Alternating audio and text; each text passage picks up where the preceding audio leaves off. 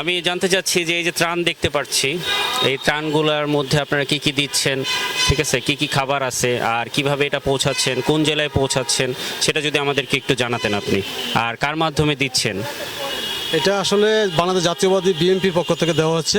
এটা বন্যার্থদের যেখানে বন্যা হচ্ছে ওখানেই আমাদের গাড়ি ট্রাক যাচ্ছে। ওখানে যারা নেতৃবৃন্দ আছে বিএনপি তাদের মাঝখানে তারা মাধ্যমে তারা এটা বিতরণ করছে। আর এখানে প্রত্যেক প্যাকেটে আপনার আলু আছে, চাল, ডাল, তেল, নুন, চিনি, ওষুধ, খেজুর, বিস্কিট সব আইটেম আমরা দিতে আছে, চিড়া, মুড়ি সব আইটেম করে দিতে আছে। কাপড় আছে, শাড়ি কাপড় আছে, বাচ্চা কাপড় আছে, সব কিছু আছে, ওষুধ আছে। প্রাথমিক চিকিৎসার জন্য মেয়েদের যে দরকারি পণ্য দরকার হয় সেগুলো, এবং আপনার যেমন ধরেন আমরা শুনতেছি অনেকের আপনার এই পানি খারাপের জন্য তাদের পেট খারাপ হচ্ছে বা জ্বর ঠান্ডা কাশি এগুলো হচ্ছে, তাদের জন্য আপনারা কি করতেছেন বা কি রেখেছেন ওষুধ সামগ্রী একটু যদি জানান।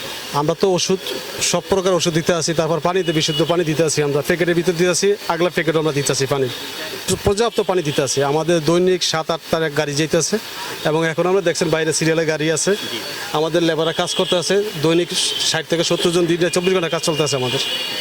আপনাদের এখানে কতজন লেবার কাজ করতেছে এবং কতগুলো ট্রাক আপনারা নিয়োগ করেছেন এই ত্রাণ দেওয়ার জন্য বিতরণ?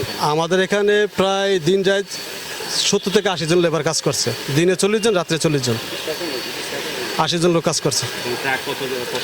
ট্রাক দৈনিক কোনোদিন 6 গাড়ি, 7 গাড়ি, 8 গাড়ি এভাবে যাইতেছে। হ্যাঁ, সেক্ষেত্রে আপনাদের এভাবে মানে এটার আপনাদের মেইন কে, যে যে আপনাদের এই ত্রাণটা দিচ্ছে উনি, ওনার নামটা যদি দিচ্ছে বাংলা জাতীয় যুব দল।